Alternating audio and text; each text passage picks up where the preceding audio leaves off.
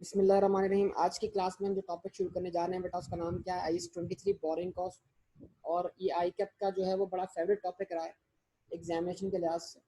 तो आप इसकी तफसील देखते हैं क्या है। What is borrowing cost? Borrowing cost किसको कहते हैं? इस बोरिंग कॉस्ट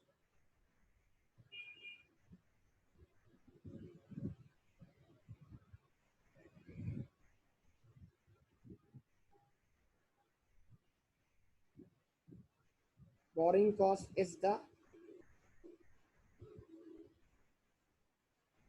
इंटरेस्ट कॉस्ट और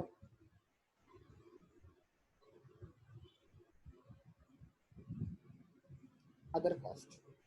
बोरिंग कॉस्ट इंटरेस्ट कॉस्ट है, अदर कॉस्ट है। इंटरेस्ट कॉस्ट तो बड़ी सिंपल बात समझ में आती है। एग्जाम्पल क्या हो जाएगी? इंटरेस्ट जो हम पे करते हैं, लोन्स वगैरह जो हम एक्वायर करते हैं, उस पर जो हमें कॉस्ट बेयर करनी पड़ती है, वो इंटरेस्ट कॉस्ट है। अब ये अदर कॉस्ट से मुराद क्या है? अदर कॉस्ट का मतलब क्या? Other cost of boring. बाज़ दफ़ा जो है इंटरेस्ट के अलावा भी हमें other cost of boring bear करनी पड़ती है, जिसकी एग्जाम्पल जो है वो क्या है? Loan processing charges, loan arrangement fee, loan commitment fee. बाज़ दफ़ा बैंक जो है वो लोन सेंक्शन करते वक्त आपसे क्या करते हैं? फीस चार्ज करते हैं। वो फीस जो है जो बैंक ने चार्ज की है बेटा, वो भी आपकी क्या है? बोरिंग कॉस्ट है। तो borrowing cost is the interest cost और अदर कॉस्ट। एग्जाम्पल मैं लिखने जा रहा हूँ यहाँ पर।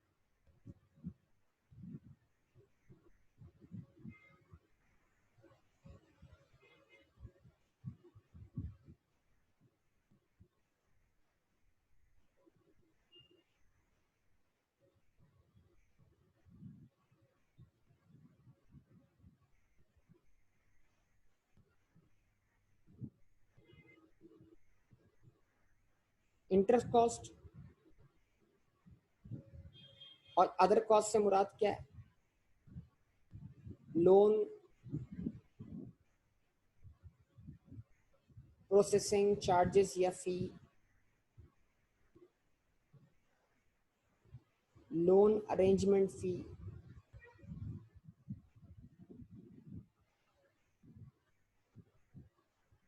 Loan commitment charges. Borrowing cost is the interest cost और अदर कॉस्ट। ठीक है जी। तो इंटरेस्ट क्या है? बाय द वे, इंटरेस्ट किसे बोलते हैं?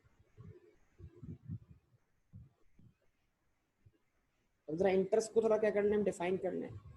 इंटरेस्ट वैसे क्या है? प्राइस है। इंटरेस्ट प्राइस है, इंटरेस्ट कॉस्ट है। Interest is the cost of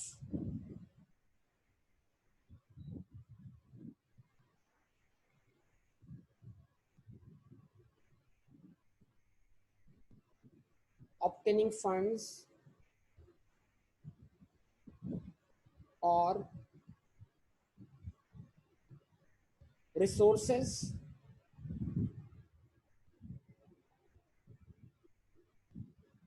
through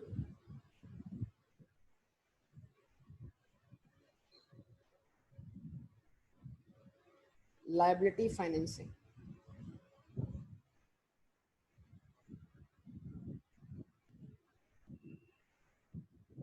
हम जानते हैं जनाब, assets are equal to equity plus liability.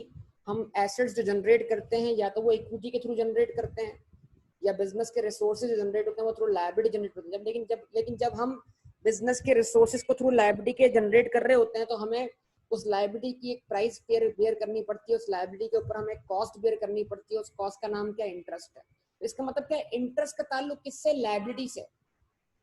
Interest जो हम पे करते हैं वो लायबिलिटी के ऊपर पे करते हैं। Interest is a time value of money.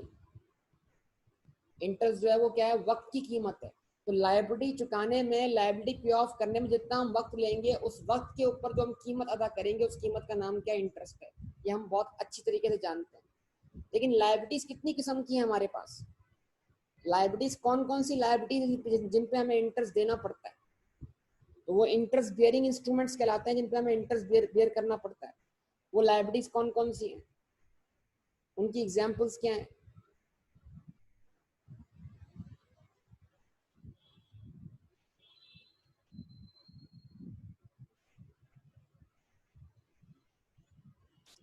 ठीक है जी। Number one,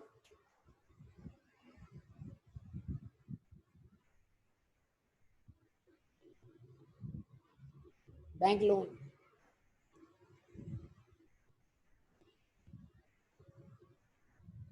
number 2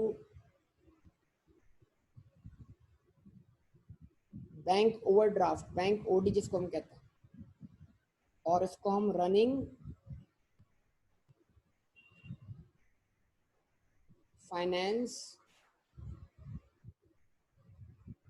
facility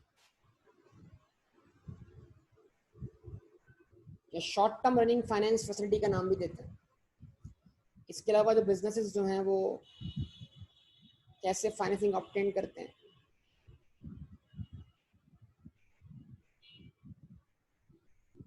loan certificate issue करके। जिस तरह शेयर्स हैं, शेयर्स तो बाय नेचर जो है वो क्या है, इक्विटी है, लेकिन जो लायबिलिटी सर्टिफिकेट है वो लोन सर्टिफिकेट इशू कर सकते हैं, और लोन सर्टिफिकेट इशू करके भी फंड्स जनरेट किए जाते हैं। Loan certificate, debentures,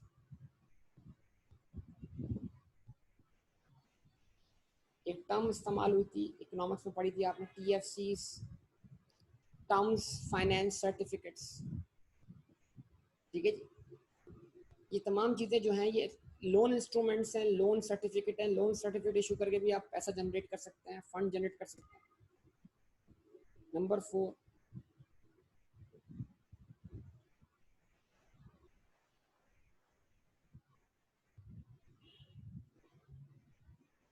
redeemable preference share.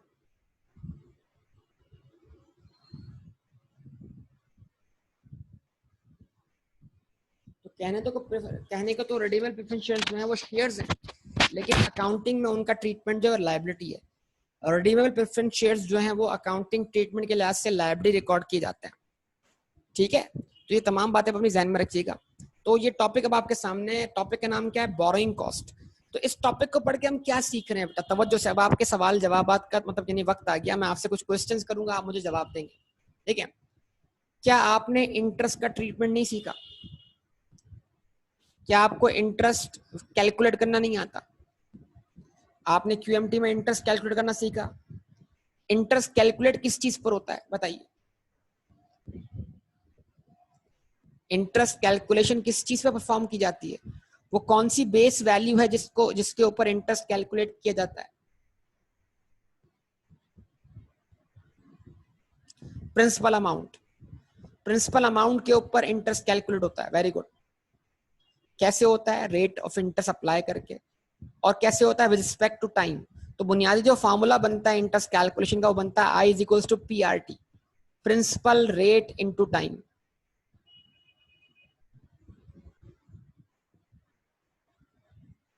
ठीक है जी, प्रिंसिपल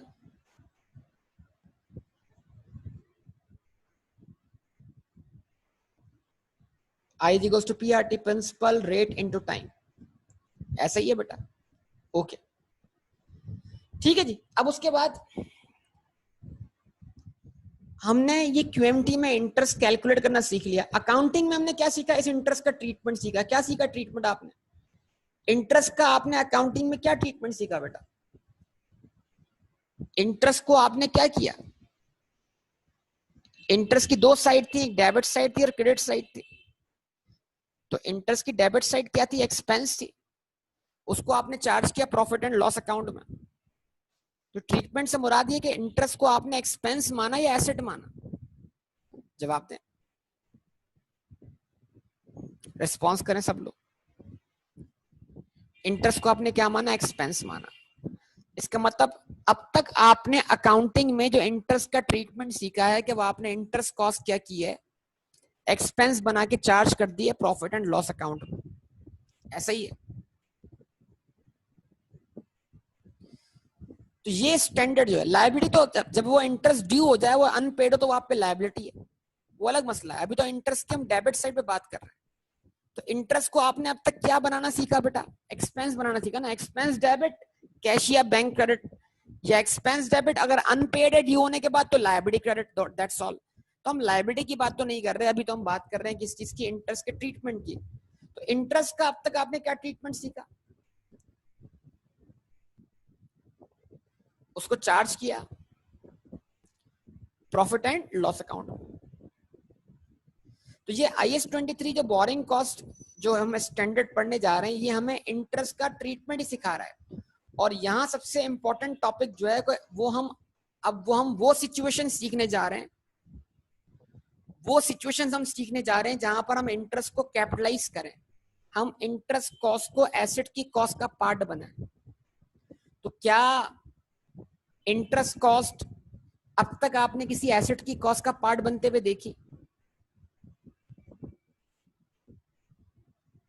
किसी भी एक्सपेंडिचर के दो ट्रीटमेंट है ना बेटा, या तो वो एक्सपेंडिचर रेवेन्यू एक्सपेंडिचर बन के चार्ज हो जाएगा प्रॉफिट लॉस अकाउंट में, या वो एक्सपेंडिचर जो है वो कैपिटलाइज होगा, वो किसी एसेट की कॉस्ट में क्या हो जाएगा, ऐड हो जाएगा। तो जो हमारा आज का टॉपिक है IS-23, वो हमें ये सिखा रहा है कि हम किसी भी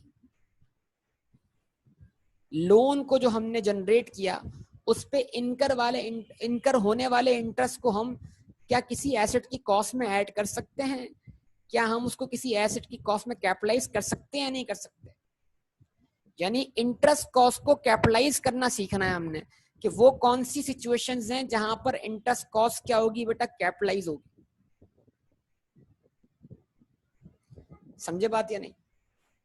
तो सबसे पहली चीज जरूरी है कि इंटरेस्ट समझे, इंटरेस्ट क्या होता है। नंबर 2, इंटरेस्ट जो आप पे करते हैं वो किस पे पे करते हैं, लायबिलिटी पर।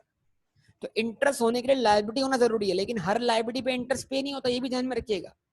नॉर्मली जो क्रेडिटर्स हैं बिजनेस के, अकाउंट पेबल्स, वो उन पर आप कोई इंटरेस्ट पे नहीं करते, या करते हैं बताइए? आमतौर पे जो आप इंटरेस्ट पे करते हैं वो बैंक लोन पे पे करते हैं, बैंक ओवरड्राफ्ट पे पे करते हैं, डिबेंचर्स, टर्म फाइनेंस सर्टिफिकेट्स पे पे करते हैं। और एक और चीज, जो रिडीमेबल प्रेफरेंस शेयर्स हैं वो कहने को शेयर्स हैं, लेकिन अकाउंटिंग में उनका ट्रीटमेंट जो है वो लायबिलिटी है। तो बजाहिर तो हम उनको शेयर्स बोलेंगे, लेकिन बाय नेचर उनको क्या ट्रीट करेंगे, लायबिलिटी। और रिडीमेबल प्रेफरेंस शेयर्स पे जो हम डिविडेंड पे करेंगे, वो कहने को तो डिविडेंड होगा, लेकिन वो अकाउंटिंग ट्रीटमेंट के लिहाज से वो डिविडेंड नहीं, वो इंटरेस्ट कहलाएगा। तो there is a huge difference between dividend and interest. लेकिन रिडीमेबल प्रेफरेंस शेयर्स का जो डिविडेंड होगा वो डिविडेंड नहीं, वो इंटरेस्ट कहलाएगा। उसको भी हम क्या करेंगे, इंटरेस्ट में शामिल करेंगे। ठीक है? तो borrowing cost is the interest cost और अदर कॉस्ट। बोरिंग कॉस्ट जो है वो इंटरेस्ट कॉस्ट है और अदर कॉस्ट है, और अदर कॉस्ट में डिविडेंड भी आ गया। अगर वो डिविडेंड किससे बिलोंग करता है, रिडीमेबल प्रेफरेंस शेयर्स। जवाब दीजिए बेटा, यहां तक बात क्लियर होती है सब लोगों को बेटा? अच्छा जी, तो अब इस स्टैंडर्ड का थोड़ा सा एक बैकग्राउंड मैं आपके सामने रख दूं बेटा। 2009 से IS-23 रिवाइज, जो कि रिवाइज हुआ था 2007 में, 2009 से IS-23 रिवाइज एप्लीकेबल हुआ। इससे पहले भी IS-23 हुआ करता था, जो 2009 से पहले वाला था, साथ में रिवाइज हुआ और उसको अप्लाई करना था 2009 में। ठीक है जी? तो रिवाइज होने से पहले जो IS-23 था वो क्या था, इस चीज को समझ लीजिएगा जरा, ये बैकग्राउंड बड़ा इंपॉर्टेंट है। रिवाइज होने से पहले क्या था IS-23, अब रिवाइज होने के बाद क्या है। ठीक है जी? इसको गौर से सुनना है सब लोगों ने, और ये बड़ा इंपॉर्टेंट बेस डिस्कशन है आज का, जिस पे हमारा टॉपिक बेस करेगा।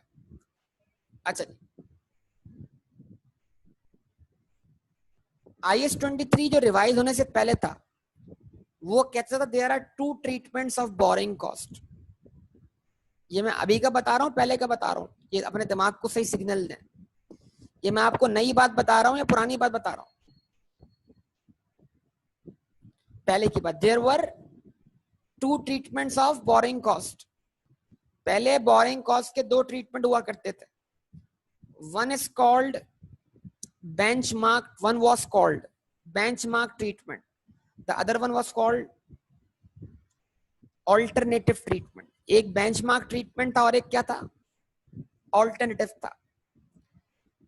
तो IS-23 ये कहता था कि कंपनी की अपनी चॉइस है कि वो बेंचमार्क फॉलो करे या वो ऑल्टरनेटिव फॉलो करे। मतलब पहले बोरिंग कॉस्ट के ट्रीटमेंट के लिए 2 चॉइसेस थी, बेंचमार्क ट्रीटमेंट फॉलो करना है या ऑल्टरनेटिव ट्रीटमेंट फॉलो करना है। तो कंपनीज बतौर अकाउंटिंग पॉलिसी चूज किया करते थे किसको, या तो बेंचमार्क ट्रीटमेंट को या ऑल्टरनेटिव ट्रीटमेंट को। सर फर्क क्या है बेंचमार्क ट्रीटमेंट में या ऑल्टरनेटिव ट्रीटमेंट में? प्रीवियसली जो बेंचमार्क ट्रीटमेंट था वो ये था कि किसी भी किस्म की आप बोरिंग कॉस्ट इनकर करो उसे आप स्ट्रेट चार्ज कर दो प्रॉफिट एंड लॉस अकाउंट में, आप बोरिंग कॉस्ट कैपिटलाइज करने की बात ही ना करो। बोरिंग कॉस्ट किसी भी नौयत की हो सीधा चार्ज करो कहां पर? प्रॉफिट एंड लॉस अकाउंट में, सिंपल। यानी अगर आप प्रीवियस IAS 23 फॉलो करते हो और आप उसमें अकाउंटिंग पॉलिसी के तौर पे क्या फॉलो करते हो? Benchmark treatment. तो बेंचमार्क ट्रीटमेंट वही था जो अब तक आपने सीखा है, charge the interest cost into profit and loss account. Interest को चार्ज कर दिए कहां पर? कहां पर? Profit loss account. ठीक है, अच्छा जी। अब उसके बाद उसी पुराने IAS 23 में एक ऑल्टरनेटिव ट्रीटमेंट था। तो अगर वो कंपनीज जो अपनी अकाउंटिंग पॉलिसीज के अंदर ऑल्टरनेटिव ट्रीटमेंट फॉलो करती थी, वो ऑल्टरनेटिव ट्रीटमेंट क्या था? Borrowing cost incurred on the construction और acquisition of qualifying asset. Qualifying asset is capitalize. अब एक टर्म इस्तेमाल हो गई क्वालिफाइंग एसेट। वो बोरिंग कॉस्ट जो किस पे इनकर हो रही है? क्वालिफाइंग एसेट पे इनकर हो रही है। उस बोरिंग कॉस्ट जो कि क्वालिफाइंग एसेट की कंस्ट्रक्शन या एक्विजिशन पे इनकर हो रही है। आपने लोन लिया है किसी भी क्वालिफाइंग एसेट को कंस्ट्रक्ट या एक्वायर करने के लिए, तो फिर उतनी बोरिंग कॉस्ट जितनी बोरिंग कॉस्ट बिलोंग करती है क्वालिफाइंग एसेट की कंस्ट्रक्शन से या एक्विजिशन से, उतनी बोरिंग कॉस्ट आप कैपिटलाइज करके एसेट की कॉस्ट का पार्ट बनाते थे। इसके अलावा जितनी भी बोरिंग कॉस्ट थी आप उसे चार्ज करते हैं प्रॉफिट एंड लॉस अकाउंट में। इसका मतलब क्या था? आसान लफ्जों में अभी बात को सिंपल रखने के लिए, बेंचमार्क ट्रीटमेंट जो था वहां पर बोरिंग कॉस्ट के कैपिटलाइज होने का कोई कॉन्सेप्ट नहीं था, और जो ऑल्टरनेटिव ट्रीटमेंट था वहां पर बोरिंग कॉस्ट के कैपिटलाइज होने का कॉन्सेप्ट था। लेकिन सिर्फ किस चीज के लिए? एक टर्म जो मैंने यूज की, इसको मैंने अब तक आपको एक्सप्लेन नहीं किया कि अगर वो बोरिंग कॉस्ट इनकर हुई है किसी क्वालिफाइंग एसेट की कंस्ट्रक्शन में या एक्विजिशन में, तो वो बोरिंग कॉस्ट जो थी वो कैपिटलाइज की जाती थी। ये ऑल्टरनेटिव ट्रीटमेंट था। तो यहाँ पर थोड़ा सा रुकते हैं, बात को थोड़ा रोकते हैं और समझते हैं सर ये जो आपने टर्म इस्तेमाल कर ली है, कौन सी टर्म? क्वालिफाइंग एसिड, ये क्या है? ठीक है जी। Now what is qualifying acid?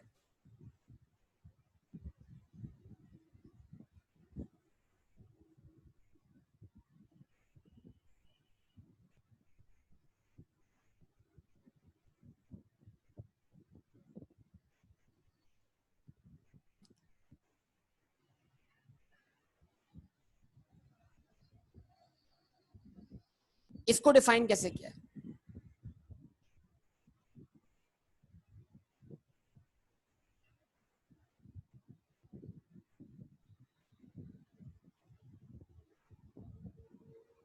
An asset that takes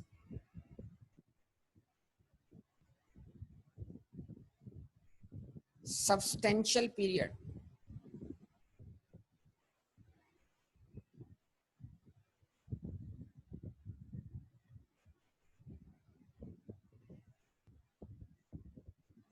for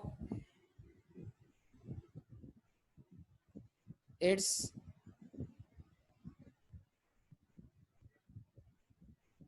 intended use और सेल।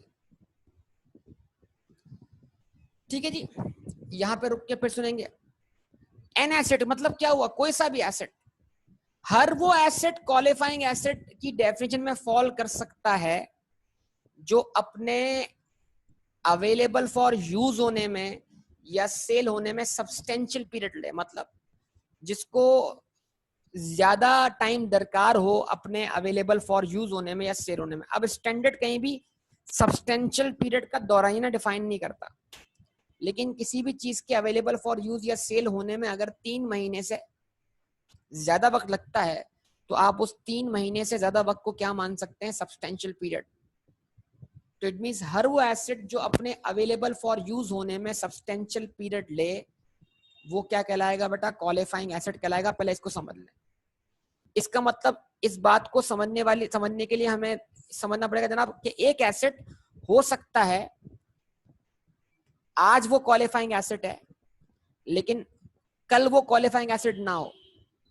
यानी ये जो क्वालिफाइंग एसेट की टर्म है ये वक्ती तौर पे अप्लाई होगी। जब तक वो अंडर कंस्ट्रक्शन है, जब तक वो एसेट अंडर इंस्टॉलेशन है, जब तक वो एसेट अवेलेबल फॉर यूज नहीं है, जब तक वो एसेट अंडर मैन्युफैक्चरिंग है, तो जब तक वो अंडर मैन्युफैक्चरिंग है, जब तक वो अंडर इंस्टॉलेशन है, जब तक वो अंडर कंस्ट्रक्शन है, वो क्वालिफाइंग एसेट है। जिस दिन वो कंप्लीट हो गया, अवेलेबल फॉर यूज हो गया, अवेलेबल फॉर सेल हो गया, वो क्वालिफाइंग एसेट की डेफिनेशन से बाहर हो गया। ठीक है जी। तो इसको समझने के लिए हम देखते हैं, जरा बात समझते हैं।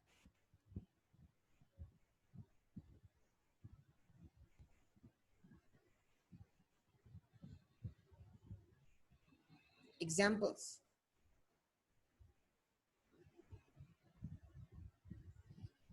तो बात पिछली वाली रुककर थोड़ी सी बात आगे निकल गई है क्योंकि वहां पर ये जो क्वालिफाइंग एसेट है उसको डिफाइन करना क्या है जरूरी है।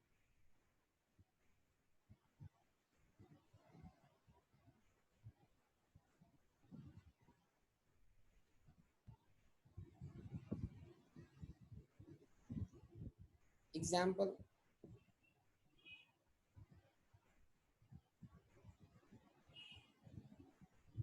Building under construction.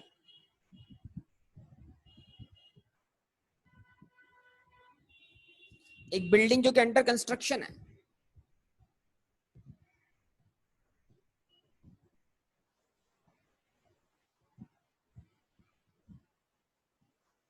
Machine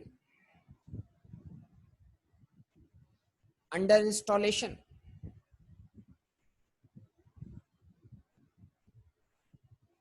machine under installation है।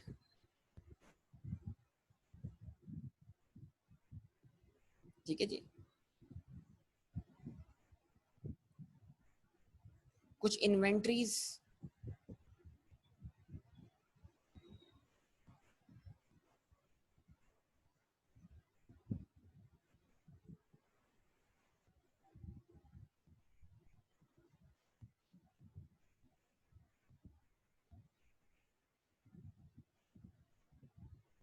पावर जनरेशन फैसिलिटीज,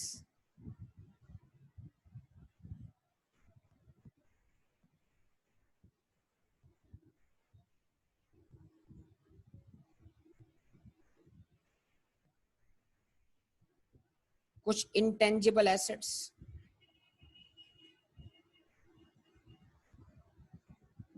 तो सर बिल्डिंग तो प्रॉपर्टी प्लांट इक्विपमेंट है, वो क्वालिफाइंग एसेट कैसे है? तो भाई property plant equipment qualifying asset की डेफिनेशन में फॉल कर सकता है।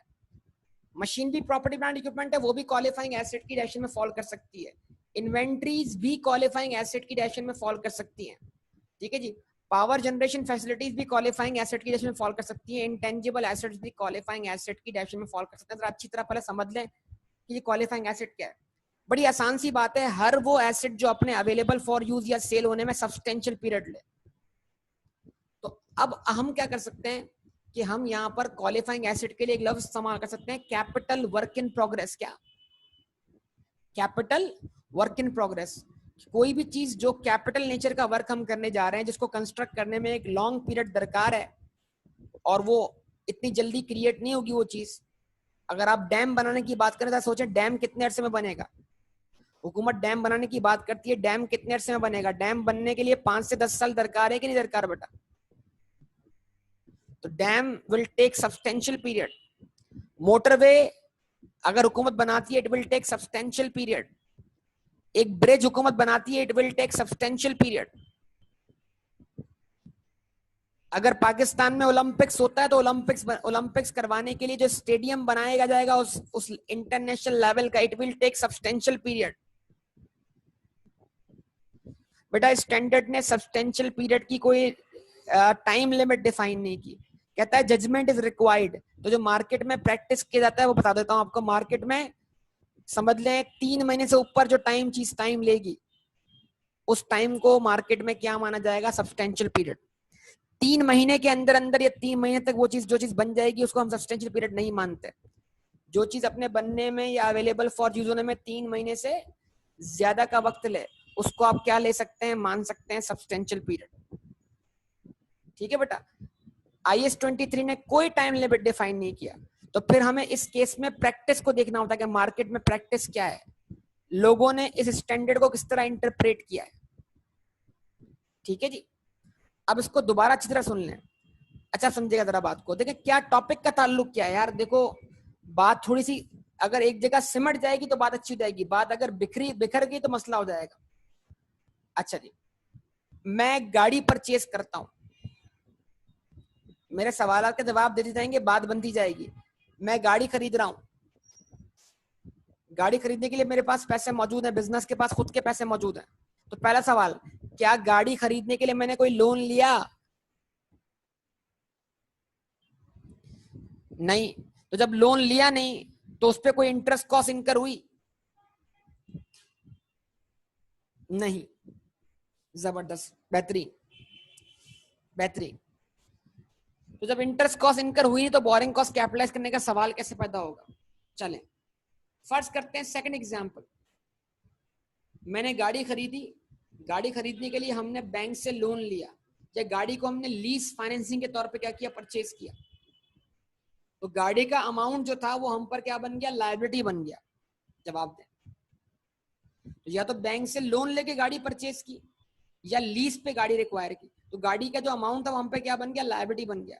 बताइए अब इस लायबिलिटी में हमें इंटरेस्ट देना पड़ेगा। अब सवाल क्या है कि फर्ज करें अगर आपने 12 लाख की गाड़ी खरीदी है और 12 लाख रुपए आप पे क्या बने? लायबिलिटी बने, और इस लायबिलिटी के ऊपर आपको 10% इंटरेस्ट देना है 1 साल का। तो आप फॉर एग्जाम्पल 12 लाख का 10% 1,20,000, तो क्या आप इस 1,20,000 को गाड़ी की कॉस्ट में ऐड करते चले जाएंगे? क्या आप इसमें नो बेटा, उसमें इंटरेस्ट इंक्लूड नहीं होगा ना। 12 लाख रुपए तो प्रेजेंट वैल्यू है ना। अब उस 12 लाख को मैच्योर करते जाएंगे वक्त के साथ साथ। कैश प्राइस हमेशा क्या होती है? मैच्योरिटी वैल्यू के बराबर होती है। सॉरी, कैश प्राइस जो होती है वो प्रेजेंट वैल्यू के बराबर होती है। 12 लाख पे इंटरेस्ट लगेगा, 12 लाख प्रिंसिपल है बेटा फुजैल। ठीक है जी। अब आप मुझे बताइए कि क्या जो गाड़ी है वो गाड़ी मैंने जरूर क्या की? एक्वायर की। कैसे एक्वायर की? लोन लेकर। उस लोन पे मुझे क्या पे करना है? इंटरेस्ट पे करना है। तो अगला सवाल क्या है? ये जो इंटरेस्ट में पे करूंगा इसको मैं चार्ज करूं प्रॉफिट या लॉस अकाउंट में, या मैं चार्ज करूं इसको मैं ऐड करूं गाड़ी की कॉस्ट में? ये दो ट्रीटमेंट हुए कि नहीं हुए बताइए। तो आप बताइए आप क्या ट्रीटमेंट करेंगे यहां पर? जो लोन लिया है आपने गाड़ी खरीदने के लिए, उस लोन का इंटरेस्ट आप प्रॉफिट लॉस में चार्ज करेंगे, या आप गाड़ी की कॉस्ट में ऐड करेंगे? चले अब रिकॉल करते हैं। रिकॉल अभी समझे कि नया IS 23 आया नहीं है। अभी समझे कि नया वाला IS 23 नहीं आया, पुराना वाला है। पुराना वाला क्या बताता है? One is benchmark treatment. Please, one is benchmark treatment. तो अगर मेरी कंपनी क्या फॉलो कर रही है? अगर मेरी कंपनी क्या फॉलो कर रही है? बेंचमार्क ट्रीटमेंट, तो मैं एक्सपेंस बनाऊंगा। और अगर मेरी कंपनी कौन सी अकाउंटिंग पॉलिसी फॉलो कर रही है? ऑल्टरनेटिव। तो फिर मुझे ये देखना है कि गाड़ी क्वालिफाइंग एसेट है या नहीं। अगर गाड़ी क्वालिफाइंग एसेट है तो फिर उस पे इनकर होने वाली बोरिंग कॉस्ट में कैपिटलाइज करूंगा। लेकिन अगर गाड़ी व्हीकल जो है वो क्वालिफाइंग एसेट की डेफिनेशन में फॉल ही नहीं करता, तो फिर मैं उस पर इनकर होने वाले इंटरेस्ट को ऑल्टरनेटिव ट्रीटमेंट में भी चार्ज करूंगा प्रॉफिट एंड लॉस अकाउंट में। अब आप मुझे बताइए क्या व्हीकल जो आपने परचेज किया है वो खरीदते ही रेडी टू यूज है कि नहीं है? व्हीकल खरीदते ही रेडी टू यूज है कि नहीं है? तो जो चीज खरीदते ही रेडी टू क्या हो? यूज हो, वो क्वालिफाइंग एसेट नहीं है बेटा। जो चीज खरीदते ही रेडी टू यूज हो वो क्वालिफाइंग एसेट नहीं है। तो लिहाजा व्हीकल को खरीदने के लिए जो लोन लिया गया है उस लोन पर जो इंटरेस्ट ड्यू होगा उसको हम हरगिज व्हीकल की कॉस्ट का पार्ट नहीं बनाएंगे, बल्कि उसको हम चार्ज कर देंगे प्रॉफिट एंड लॉस अकाउंट में। यहां तक बात समझ में आती है? अच्छा जी, हमारे बिजनेस को एक हेड ऑफिस चाहिए, हमारे बिजनेस को एक हेड ऑफिस की बिल्डिंग चाहिए। सुनिएगा बेटा, हमारे बिजनेस को एक हेड ऑफिस की बिल्डिंग चाहिए। ओके, तो अगर हम एक बनी बनाई बिल्डिंग खरीद लेते हैं, अगर हम एक बनी बनाई बिल्डिंग खरीद लेते हैं, जवाब दें, अगर हम एक बनी बनाई बिल्डिंग परचेज कर लेते हैं, और वो बिल्डिंग परचेज करने के लिए हम पैसा कहां से लाते हैं? लोन लेकर। तो हमने लोन लिया हेड ऑफिस बिल्डिंग खरीदने के लिए, हमने लोन लिया हेड ऑफिस बिल्डिंग खरीदने के लिए। तो बिल्डिंग तो बनी बनी बनाई थी, रेडी टू यूज थी, बस खाली उसमें अपनी मर्जी का फर्नीचर वगैरह लगाना होगा, थोड़ा बहुत क्या कहते हैं फर्निशिंग वाला काम करना है, और वो बिल्डिंग अवेलेबल फॉर यूज है। यस और नो? तो वो बिल्डिंग जो मैं परचेज करता हूं, जो रेडी टू यूज है, जो अवेलेबल फॉर यूज है, उसको थोड़ी बहुत मॉडिफिकेशन की जरूरत है, लेकिन वो अवेलेबल फॉर यूज है, क्या वो क्वालिफाइंग एसेट की डेफिनेशन में फॉल करती है? क्योंकि उसको अपने अवेलेबल फॉर यूज होने में सब्सटेंशियल पीरियड दरकार नहीं। ठीक है, क्या ख्याल है आप लोग? तो अगर मैं उस बिल्डिंग को खरीदने के लिए लोन लेता हूं और उस लोन पे मैं इंटरेस्ट पे करता हूं, क्या मैं उस इंटरेस्ट को उस बिल्डिंग की कॉस्ट का पार्ट बनाऊंगा? अगर मैं बेंचमार्क ट्रीटमेंट फॉलो कर रहा हूं पुराने IS 23 के हिसाब से, तब तो कभी बना ही नहीं सकता पार्ट। और अगर मैं ऑल्टरनेटिव फॉलो कर रहा हूं, तो ऑल्टरनेटिव फॉलो करते वक्त मुझे देखना है कि बिल्डिंग क्वालिफाइंग एसिड है या नहीं। बिल्डिंग क्वालिफाइंग एसिड है या नहीं? तो बिल्डिंग तो क्वालिफाइंग एसिड है ही नहीं, तो उसका इंटरेस्ट जो है वो कैपिटलाइज नहीं होगा बिल्डिंग की कॉस्ट में, ऑल्टरनेटिव ट्रीटमेंट भी नहीं होगा बेटा, एक्सपेंस मतलब हर केस में एक्सपेंस बन रहा है फिल्म। अच्छा जी, अब जरा देखिए भाई, मैं स्टेट ऑफ द आर्ट अपनी हेड ऑफिस बनाना चाह रहा हूँ, स्टेट ऑफ, जैसे मैं देखता हूँ यार कराची में II चंडीगढ़ रोड पर जो है वो हबीब बैंक प्लाजा मशहूर है, MCB टावर मशहूर है, आवारी टावर मशहूर है। इस तरह मैं चाहता हूँ कि बिल्डिंग एक अलग नौयत की कंस्ट्रक्ट हो जिसको दुनिया पहचाने उसके नाम से। तो हम अपना हेड ऑफिस कंस्ट्रक्ट करना चाहते हैं, हम state of the art building construct करवाना चाह रहे हैं। तो क्या करूंगा? पहले जमीन परचेज करूंगा।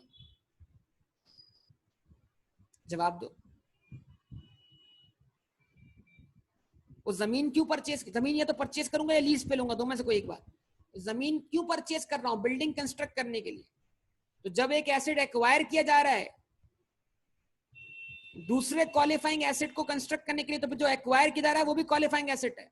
जमीन मेरे किसी काम की नहीं जब तक इसमें बिल्डिंग कंस्ट्रक्ट ना हो। तो अगर मैं लैंड परचेज कर रहा हूं with the intention for what? Constructing building, तो land is qualifying asset, building is also qualifying asset.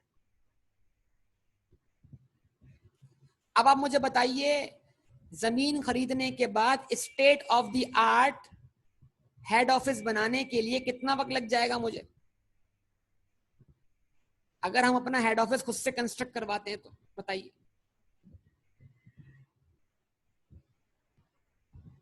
1 year, 2 year, 3 years, कुछ भी कह सकते हैं। तो इसका मतलब क्या है? क्या आप ये मानते हैं कि ये बिल्डिंग कंस्ट्रक्ट होने में, इसके अवेलेबल फॉर यूज होने में सब्सटेंशियल पीरियड रिक्वायर्ड है? तो ये बिल्डिंग जब तक अवेलेबल फॉर यूज ना हो जाए तब तक ये क्वालिफाइंग एसेट की डेफिनेशन में फॉल करेगी। यस और नो? मान लीजिए बिल्डिंग कंस्ट्रक्ट होने में 3 साल लग गए, तो 3 साल तक ये बिल्डिंग क्वालिफाइंग एसेट की डेफिनेशन में रही, लेकिन जैसे ही 3 साल मुकम्मल हुए ये बिल्डिंग अवेलेबल फॉर यूज हो गई, ये बिल्डिंग क्वालिफाइंग एसेट की डेफिनेशन से बाहर हो गई। कुछ समझे या नहीं समझे बात को? तो हो सकता है कल तक एक एसेट क्वालिफाइंग एसेट हो, आज वो क्वालिफाइंग एसेट ना हो, कल तक वो एसेट जब तक अंडर कंस्ट्रक्शन था और उसको कंस्ट्रक्ट होने में सब्सटेंशियल पीरियड रिक्वायर्ड था, वो क्वालिफाइंग एसेट था। लेकिन आज जैसे ही वो अवेलेबल फॉर यूज या सेल हो चुका है तो अब वो क्वालिफाइंग एसेट नहीं है। क्या कहते हैं? तो वो 3 साल जब तक वो बिल्डिंग अंडर कंस्ट्रक्शन थी वो क्वालिफाइंग एसेट है। लेकिन जैसे 3 साल पूरे होने पे वो बिल्डिंग अवेलेबल फॉर यूज हो गई, इंटेंडेड फॉर यूज हो गई, वो क्वालिफाइंग एसेट की डेफिनेशन से क्या हो गई बेटा? बाहर हो गई। तो इसका मतलब ये हुआ कि हमें समझना पड़ेगा कब एसेट क्वालिफाइंग एसेट और कब नहीं है।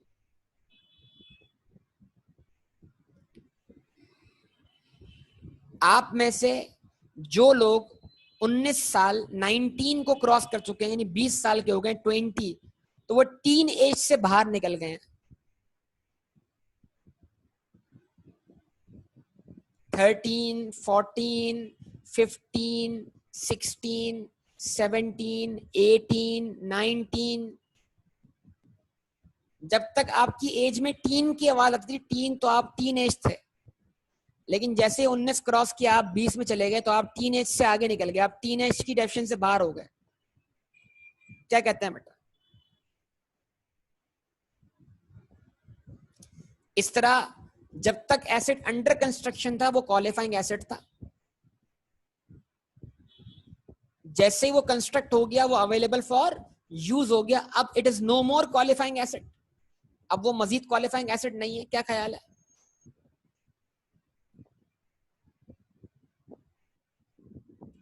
ओके, अच्छा। तो अब आते हैं ट्रीटमेंट की तरफ। तो फर्ज करें हम वो पुराना वाला IS-23 अप्लाई कर रहे हैं। हमने लोन लेके बिल्डिंग खरीदी, बिल्डिंग कंस्ट्रक्ट की है, हमने लोन लेके जमीन परचेज की थी बिल्डिंग कंस्ट्रक्ट करने के लिए। तो वो जो 3 साल है, वो 3 साल जब तक वो बिल्डिंग क्वालिफाइंग एसेट रही है, उस 3 साल में जो लोन लिया था बिल्डिंग को कंस्ट्रक्ट करने के लिए, जो लोन लिया था उस बिल्डिंग को कंस्ट्रक्ट करने के लिए, जमीन खरीदने के लिए, उसका जो इंटरेस्ट है उसका क्या ट्रीटमेंट होना चाहिए?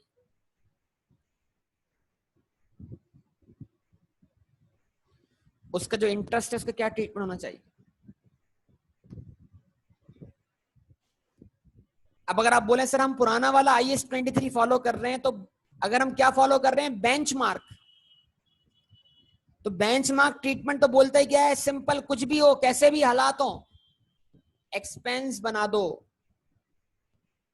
भले मतलब बेंचमार्क ट्रीटमेंट ये बोलता था कि ये देखना ही नहीं है कि इंटरेस्ट क्वालिफाइंग एसेट से बिलोंग करता है या नहीं करता। Benchmark treatment was very much simple, straight, charge to profit loss account. लेकिन फर्ज करें कि उसी पुराने वाले IS-23 में कंपनी पॉलिसी ऑल्टरनेटिव ट्रीटमेंट थी, और ऑल्टरनेटिव ट्रीटमेंट क्या था कि अगर बोरिंग कॉस्ट इनकर हो रही है ऑन द एक्विजिशन और construction of a qualifying asset, तो फिर उस बोरिंग कॉस्ट को हम क्या करते थे बेटा? कैपिटलाइज करते थे। तो अगर हम पुराने वाले IS-23 के हिसाब से कौन सा ट्रीटमेंट फॉलो कर रहे हैं? क्या कहते हैं, ऑल्टरनेटिव ट्रीटमेंट। तो ऑल्टरनेटिव ट्रीटमेंट फॉलो करते हुए 3 साल जो हमारा कंस्ट्रक्शन पीरियड है, उस कंस्ट्रक्शन पीरियड के दौरान उस एसेट को कंस्ट्रक्ट करने के लिए जो लोन्स लिए गए हैं, उन लोन्स पे जो इंटरेस्ट कॉस्ट इनकर हुई है, वो इंटरेस्ट कॉस्ट भी उसी क्वालिफाइंग एसेट की कॉस्ट का क्या बनेगी? पार्ट बनेगी, कैपिटलाइज होगी।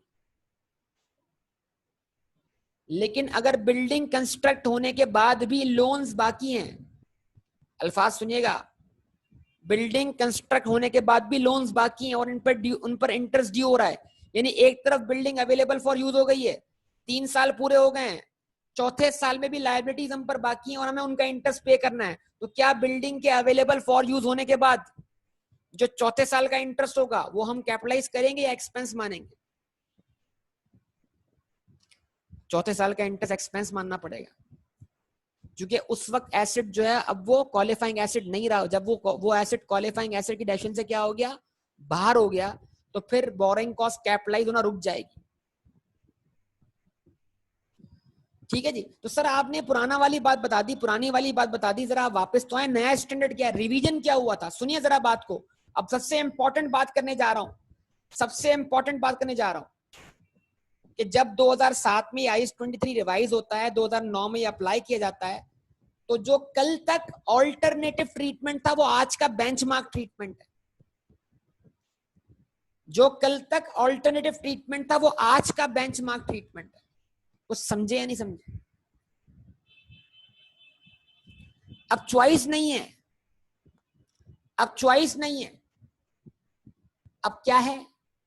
अब आज का बेंचमार्क ट्रीटमेंट यह है कि boring cost incurred on the acquisition or construction of a qualifying asset is mandatory to be capitalized, is mandatory to be capitalized।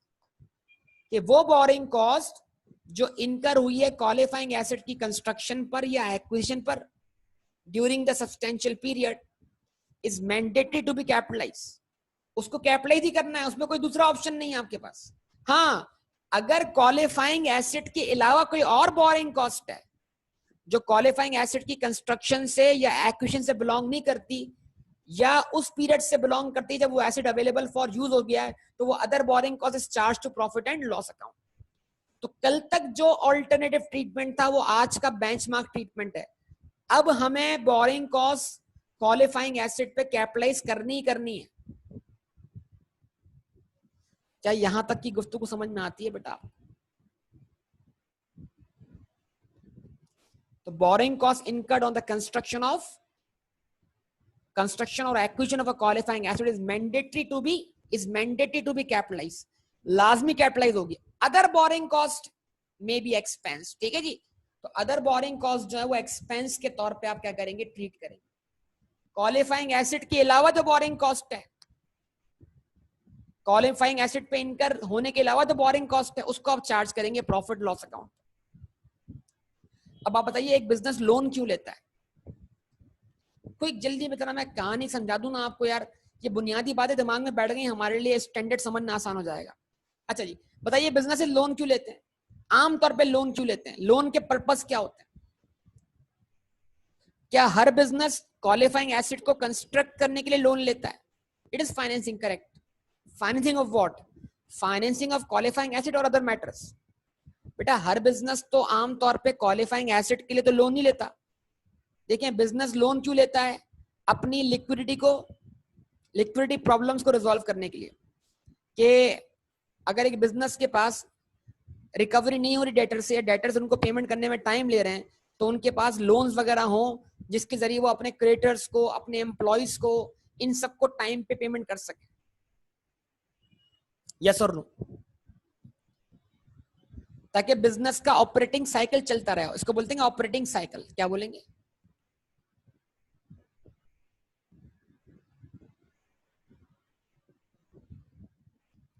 Business का ऑपरेटिंग साइकिल चलता रहे, समझते हैं?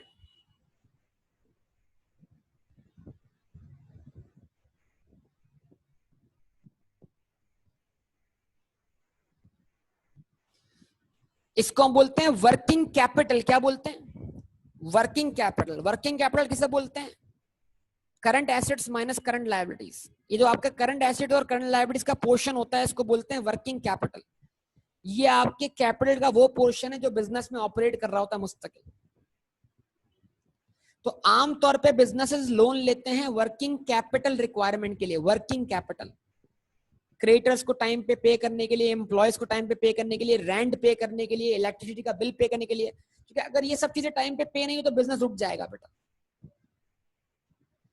तो अगर किसी भी बिजनेस ने लोन लिया है for what? Working capital requirement के लिए, ऑपरेटिंग साइकिल के लिए, तो फिर ऑब्वियसली वो लोन किसी क्वालिफाइंग एसेट को कंस्ट्रक्ट करने के लिए नहीं है।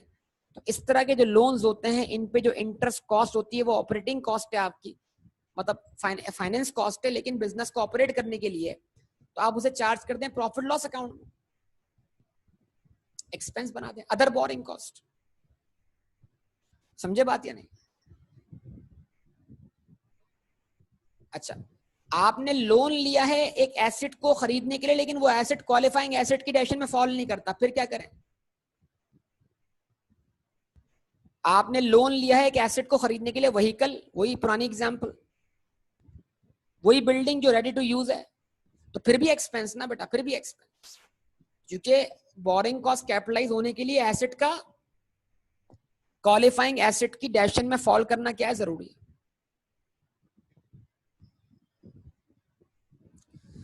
ठीक है जी, यहां तक बात क्लियर है? ओके ना। तो एक बिल्डिंग जो अंडर कंस्ट्रक्शन है that will take substantial period, it is a qualifying asset. एक मशीन जो अंडर इंस्टॉलेशन है और उसके इंस्टॉलेशन में अगर उसको इंस्टॉल होने में, उसको अवेलेबल फॉर यूज होने में अगर क्या रिक्वायर्ड है बेटा, प्लांट एंड मशीनरी को सब्सटेंशियल टाइम रिक्वायर्ड है, तो it is what, it is qualifying asset. Inventories, अच्छा जी, आमतौर पे बेटा इन्वेंट्रीज क्वालिफाइंग एसेट नहीं होती। इन्वेंट्री तो जल्दी बन जाती है, बन भी जाती है, बिक भी जाती है, लेकिन बाज दफा लार्ज टाइप्स जो मतलब लार्ज एसेट्स होते हैं, बड़े बड़े, देखो समझना बात को, अगर मैं प्लांट खरीदता हूं, मैं मशीन खरीदता हूं, तो मशीन मेरे लिए प्रॉपर्टी प्लांट इक्विपमेंट है। लेकिन अगर मैं वो कंपनी हूं जो प्लांट एंड मशीनरी मैन्युफैक्चर कर रहा है, तो फिर प्लांट एंड मशीनरी मेरे लिए क्या हुई? जवाब दो यार, आप सबका रिस्पॉन्स चाहिए। इन्वेंट्री, बेहतरीन बेहतरीन इन्वेंट्री। तो जरा सोचे ना यार, बड़े बड़े प्लांट्स और मशीनरी को कंस्ट्रक्ट करने में भी तो टाइम रिक्वायर्ड है। अगर हम एयरलाइन है, एयरलाइन, तो एयरलाइन के लिए एयरक्राफ्ट क्या है?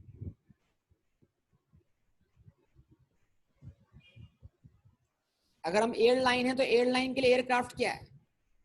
Property plant equipment. जबरदस्त, बेहतरीन। लेकिन इस एयरक्राफ्ट को किसी कंपनी ने बनाया होगा, नहीं बनाया होगा? इस एयरक्राफ्ट को किसी कंपनी ने बनाया होगा। दुनिया में दो कंपनी थे, बोइंग और एयरबस। तो एयरबस और बोइंग के लिए एयरक्राफ्ट क्या है जिसने बनाया है, जो मैन्युफैक्चरर्स है? इन्वेंट्री। तो यार अगर कोई एयरक्राफ्ट कंपनी एयरक्राफ्ट कंस्ट्रक्ट करने के लिए लोन लेती है, तो वो अपनी इन्वेंट्री जो कंस्ट्रक्ट कर रही है, उस इन्वेंट्री को कंस्ट्रक्ट करने में उसको सब्सटेंशियल पीरियड रिक्वायर्ड है कि नहीं रिक्वायर्ड?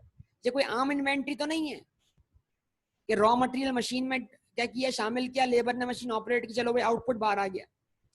ये तो एयरक्राफ्ट है, एयरक्राफ्ट की मैन्युफैक्चरिंग में टाइम लगता है, और ज्यादातर एयरक्राफ्ट जो है वो ऑर्डर पे बनाए जाते हैं। ये थोड़ी है कोई आपके पास शोरूम रखा भाई, ऑर्डर आया 10 एयरक्राफ्ट निकाल के भेज दो भाई। तो ये इन्वेंट्री है जो आमतौर पे जो है वो कॉन्ट्रेक्चुअल बेसिस पे बनाई जाती है।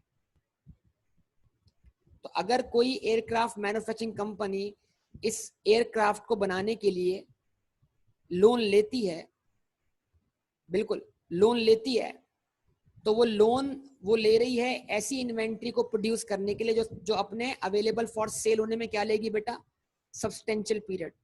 तो फिर वो इन्वेंट्री भी क्वालिफाइंग एसेट है। तो बड़ी सिंपल सी बात कर रहा हूं, तमाम इन्वेंट्रीज क्वालिफाइंग एसेट नहीं है, सिर्फ इन्वेंट्री में से वो इन्वेंट्रीज क्वालिफाइंग एसेट हैं जो अपने अवेलेबल फॉर सेल होने में सब्सटेंशियल पीरियड में। अच्छा, अगर हम बिल्डिंग खुद से कंस्ट्रक्ट करवाते हैं अपने यूज के लिए, हेड ऑफिस के लिए, फैक्ट्री के लिए, तो बिल्डिंग हमारे लिए क्या बनेगी? वो बिल्डिंग हमारे लिए क्या बनेगी? Property plant equipment. और अगर वो अंडर कंस्ट्रक्शन तो वो क्वालिफाइंग एसेट भी है। लेकिन अगर मलिक रियाज साहब बिल्डिंग कंस्ट्रक्ट कर रहे हैं बैरिया टाउन में, अगर मलिक रियाज साहब क्रिकेट स्टेडियम बना रहे हैं बैरिया टाउन में, तो मलिक रियाज साहब क्यों बना रहे हैं भाई? अपने यूज के लिए, बेचने के लिए। जिसका मतलब क्या है, जो बिल्डिंग बिल्डर कंस्ट्रक्ट कर रहा है, कॉन्ट्रैक्टर, उसके लिए क्या है, बिल्डिंग इन्वेंट्री है। और ये इन्वेंट्री भी से अपने सेल होने में क्या लेगी बेटा, अपने अवेलेबल फॉर सेल होने में क्या लेगी, सब्सटेंशियल पीरियड। तो ये इन्वेंट्री होते हुए भी क्या है, क्वालिफाइंग एसेट है। तो अगर मलिक रियाज साहब बैरिया टाउन की कंस्ट्रक्शन को परफॉर्म करने के लिए किसी बैंक से लोन लेते हैं, तो वो लोन पे जो इंटरेस्ट बनेगा, वो इंटरेस्ट उन तमाम बिल्डिंग की कॉस्ट का, इन्वेंट्री का क्या बनेगा, पार्ट बनेगा। उस इन्वेंट्री को कंस्ट्रक्ट करने के लिए क्या है, इनकर हुआ है। क्योंकि वो बिल्डिंग्स जो हैं वो क्वालिफाइंग एसेट की डेफिनेशन में क्या हो रही है, पूरा उतर रही है, बतौर इन्वेंट्री पूरा उतर रही है। ठीक है, ये बातें सबको क्लियर है बेटा? अच्छा जी, इनटेंजिबल एसेट्स, इस पे बात कर लो। इनटेंजिबल एसेट्स, लाइसेंस क्या है? लाइसेंस क्या? लाइसेंस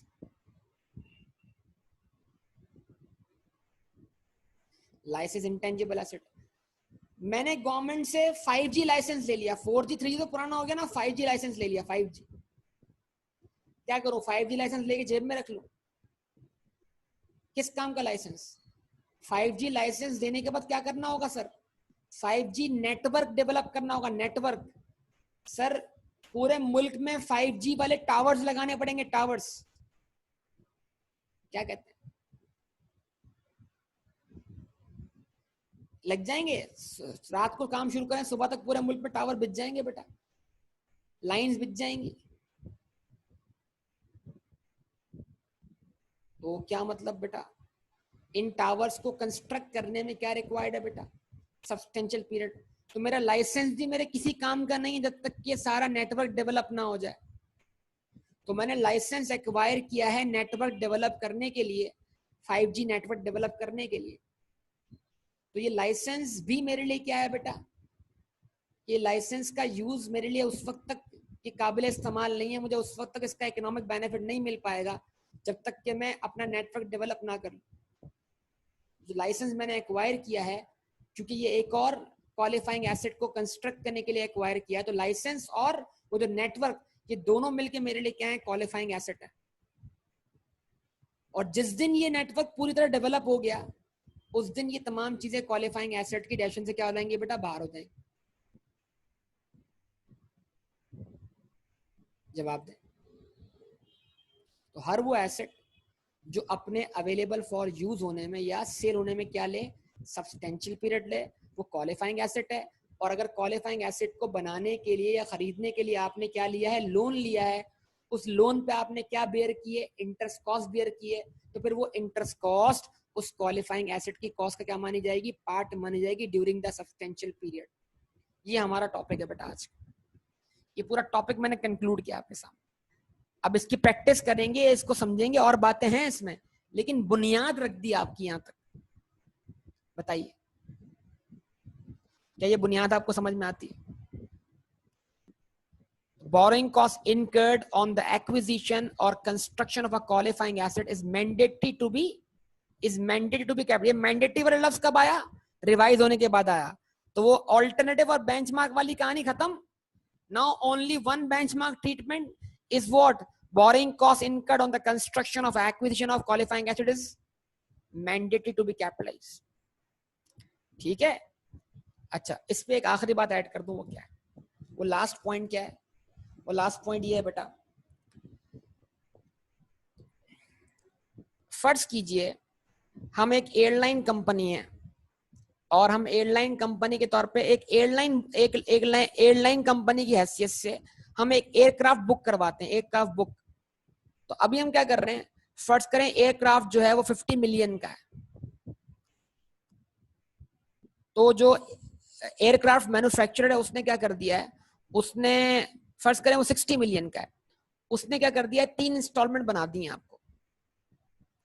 पहली इंस्टॉलमेंट देनी है आपने स्टार्ट पर, दूसरी इंस्टॉलमेंट देनी है आपने 2 महीने के एंड पर, और तीसरी इंस्टॉलमेंट देनी है आपने 5 या 6 महीने के एंड पर। ठीक है जी, जब वो एयरक्राफ्ट आपको डिलीवर होगा। तो इसका मतलब क्या हुआ? हम ऑर्डर पे एयरक्राफ्ट कंस्ट्रक्ट करवा रहे हैं।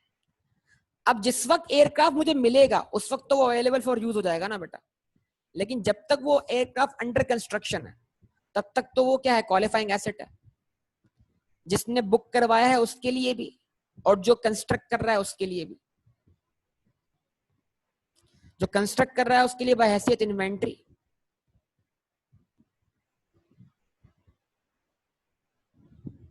ठीक है, और जो कंस्ट्रक्ट करवा रहा है उसके लिए बतौर कैपिटल वर्क इन प्रोग्रेस, ताकि मुस्तकबिल में उसके प्रॉपर्टी प्लांट इक्विपमेंट का क्या बन सके? पार्ट बन सके।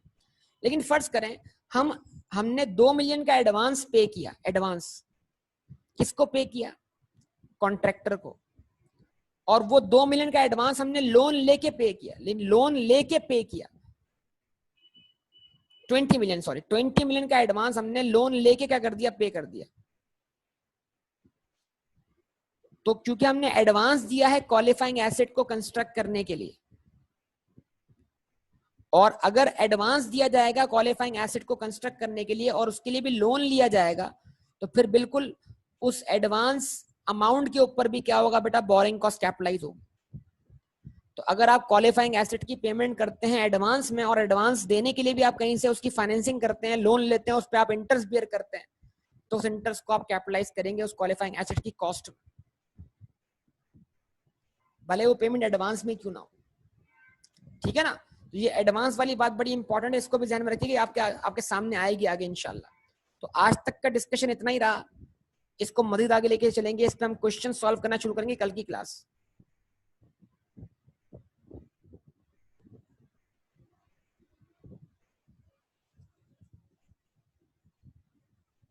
जी हमजा बेटा क्या कह रहे हैं, आपकी बात समझ नहीं आई मुझे।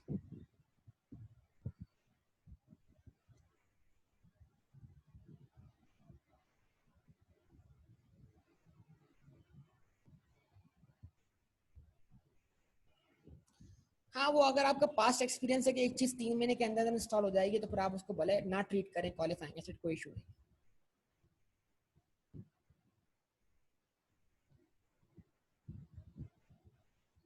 ओके ओके ठीक है। तो जाहिर सी बात है, अगर आपका एक्सपीरियंस है कि एक चीज इतने वक्त में मुकम्मल हो जाएगी, तो आप उसको ना लें क्वालिफाइंग। तो अगर वो आपके एस्टिमेटेड टाइम से एक्सीड करती है, तो फिर तो आपने जानबूझ के उसको लेट किया है। तो ऐसा नहीं, एक स्टाइपुलेटेड टाइम पीरियड होगा, पहले आपको पता होना चाहिए कि भाई कम से कम आपको कितना वक्त दरकार होगा, मिनिमम टाइम। तो अगर वो मिनिमम टाइम जो है वो आपके हिसाब से सब्सटेंशियल पीरियड की डेफिनेशन को मीट करता है, तो फिर ठीक है, आप उसको क्वालिफाइंग एसिड मान लें। ठीक है जनाब, तो यहां तक ये सारे डिस्कशन रहा आपसे, इंशाल्लाह इसको अगली क्लास में, कल की क्लास में कंटिन्यू करेंगे यहाँ से। ओके बेटा, स्टॉप करूंगा इसको, बाकी बातें इंशाल्लाह अगली क्लास में। अल्लाह हाफिज।